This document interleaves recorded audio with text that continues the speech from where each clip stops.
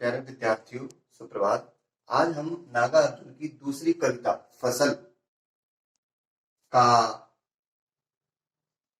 व्याख्या करेंगे, सप्रसंग व्याख्या करेंगे। वैसे ही जैसे मैंने आपको पहले बताया था कि व्याख्या के 4 चरण हैं: संदर्भ, प्रसंग, व्याख्या यानी कि भावार्थ और विशेष। संदर्भ में कविता का पाठ का नाम और कविता का नाम। जैसे प्रस्तुत कविता हमारी पाठ्य पुस्तक क्षितिज भाग 2 से ली गई है। इसके रचयिता यानी कृतिकार नागा अर्जुन छाया उत्तरवाद के प्रसिद्ध कवियों में से एक है। ये संदर्भ हो जाएगा। प्रसंग के अंदर, प्रसंग का मतलब है कि इसका मूल फोकस भाव क्या है। जैसे कि अब फसल कविता पढ़ेंगे तो फसल का जो मूल भाव है सामूहिक या समष्टि एकता पर बल दिया गया है। ये इसका प्रसंग है। व्याख्या के अंदर व्याख्या करेंगे और व्याख्या के बाद जो उसके अंदर भाव पक्ष या कला पक्ष दोनों मिलाकर, भाव पक्ष और कला पक्ष मिलाकर दोनों मिलाकर वो विशेष में आएगा। जैसे अलंकार कौन सा है, छंद कौन सा है और भाषा कौन सी है, मूल इसमें किस पे, जैसे कि सामूहिक एक समष्टि या एकता पर बल दिया गया है, ये इसका विशेष हो जाएगा। अब हम इसकी व्याख्या पर आते हैं।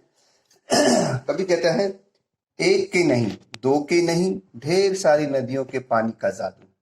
फिर कवि कहता है, एक के नहीं, दो के नहीं, लाख लाख कोटि कोटि हाथों के स्पर्श की गरिमा।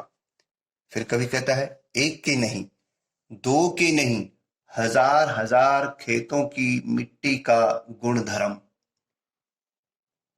फिर कहता है, फसल क्या है?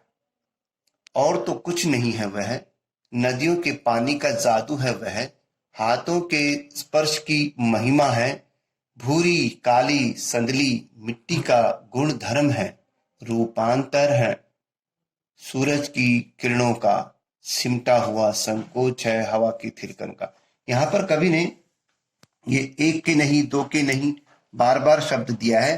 कवि यही कहना चाह रहा है कि फसल को उगाने में एक या दो चीजों का योगदान नहीं होता, बल्कि सामूहिक चीजों का योगदान होता है, वस्तुओं का योगदान होता है।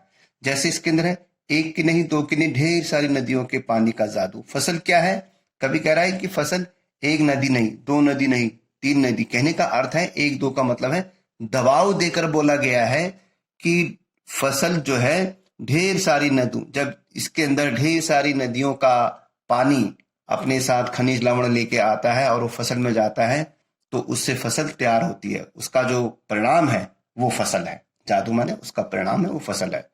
फिर कवि कहता है, लाख लाख कोटि कोटि हाथों की स्पर्श की महिमा। जो फसल है इसका निर्माण करने में, इसको बनाने में, निर्मित करने में, पैदा करने में एक दो व्यक्तियों का हाथ नहीं है। जब इसके अंदर लाख लाख कोटि कोटि करोड़ों करोड़ों जब मेहनत करते हैं लोग, तब जाके फसल अपनी गरिमा प्रदान करती है। फिर कवि कहता है, एक के नहीं, दो के नहीं, हजार हजार खेतों की मिट्टी का गुणधर्म। फसल क्या है? फसल के अंदर जब दूर से आती हुई नदियों में हजार हजार खेतों की मिट्टी, जब उसके अंदर अलग अलग खनिज लवण लिए हुए मिट्टी से निकाल निकाल कर जब वो है फसल में जाती है, तो उसका परिणाम फसल है। हजार हजार खेतों की मिट्टी का गुण धर्म। गुण माने हर एक प्रकार के अलग अलग मिट्टी का अपना गुण धर्म है, और उस आधार पर जब वो अलग अलग प्रकार की मिट्टी जब फसल के अंदर जाती है, तो वो फसल को उर्वरकता, उपजाऊ और उसके द्वारा जो तत्व हैं उसको मिलते हैं फसल को, और फसल फिर पैदा होती है। ये उसका परिणाम है। फिर कभी अपने आप से सवाल पूछता है कि फसल क्या है, और स्वयं उत्तर देता है, फसल और कुछ नहीं है, यह नदियों के पानी का जादू है। अर्थात फसल को उगने में ढेर जो नदियां आती हैं अलग अलग का, उसके पानी जब इसमें पड़ता है, और जब हाथों के स्पर्श की महिमा, जब करोड़ों लोग, लाखों लोग इसमें मेहनत करते हैं, अपने हाथों से फसल उगाते हैं और बीज बोते हैं, तब मेहनत करते हैं, तो वो है फिर दूसरी गुण कहता है कि भूरी कांदी संदली मिट्टी का गुणधर्म है, और इसके अंदर जो अलग अलग प्रकार की विभिन्न प्रकार की प्राकृतिक भूरी काली संदली मिट्टी और उनका जो अपना जो गुण है, अपना जो धर्म है, उसका परिणाम है। गुण धर्म समझते हैं ना आप? जैसे विद्यार्थी का धर्म क्या है? पढ़ना, और उसका गुण अपने उस धर्म को बनाए रखना, ये उसका गुण है। ठीक है।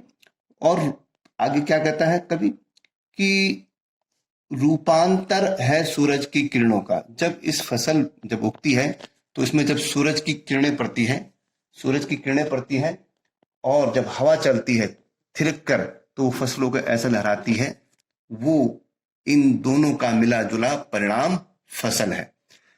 तो इस फसल के अंदर कवि ने फसल को उगाने में जो जो योगदान दिया है, उसमें प्राकृतिक तत्व यहाँ पर साफ है। नदियों का पानी, लोग हाथों के स्पर्श, यानी कि इसमें जो मजदूर लोग हैं हमारे किसान लोग, फिर मिट्टी, फिर सूरज, फिर हवा, ये जो तत्व है प्राकृतिक तत्व, इनका मिला जुला परिणाम क्या है? फसल है। यहां कवि ने फसल को सामूहिक रूप में प्रस्तुत किया है कि जब उसमें नदी का पानी जाता है, एक दूसरा जब लोग उसमें गोडाई करते हैं, हल चलाते हैं, वो दूसरा इसमें योगदान लोगों का है।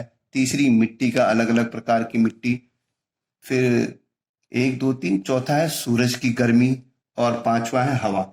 इन पांचों का मिला जुला मिश्रण, यानी मिले जुला सहयोग, योगदान, सामूहिक योगदान फसल को पैदा करता है। वही यहां पर कवि ने फिर इसमें भी कवि ने एक के नहीं दो के नहीं, प्रश्न आ सकता है कि एक के नहीं दो के नहीं से क्या अर्थ है, कवि का क्या अर्थ है?